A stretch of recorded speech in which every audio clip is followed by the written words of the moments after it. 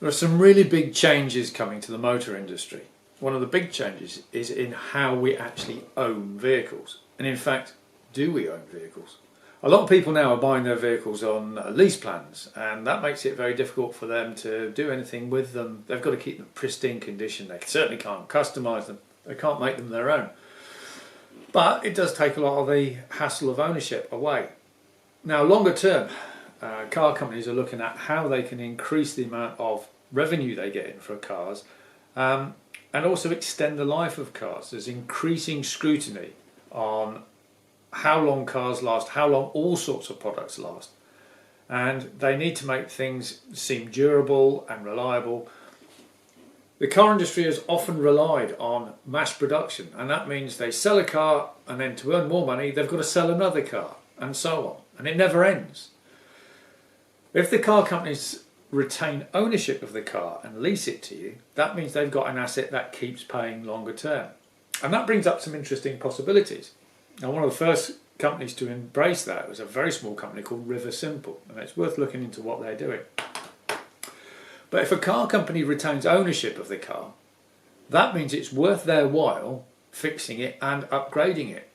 So various companies such as Toyota are looking at designing the next generation of cars so that they can send them back through the factory after 3, 4, 5 years and remanufacture the same car to improve its features, make it better, make it more suitable for the world of the future. Maybe even running the same car through the manufacturing process 3 or 4 times.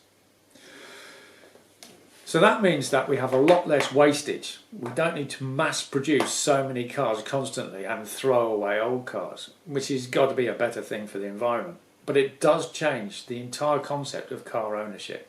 Now, if you're one of these people who lives in a city, then that kind of works for you, because really you've got nowhere to park the car. It's a complete pain. Everywhere's congested. It's just a problem all the time. If you have a pay-per-use model, then you'll have a small car for going to work, and when you want to go on holiday, you exchange that for a bigger car to take the family on holiday. When you come back from holiday, exchange it back for the small car. So now you've got a flexible car that really works for whatever you want to use it for. It's a very interesting idea.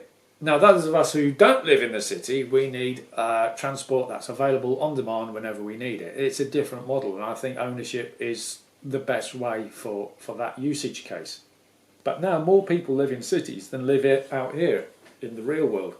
So things are going to change. I look forward to the next generation of cars. I know it's going to be very different, and that whole car ownership and customising and making the thing your own. It'll be interesting to see how that develops. I hope it works out.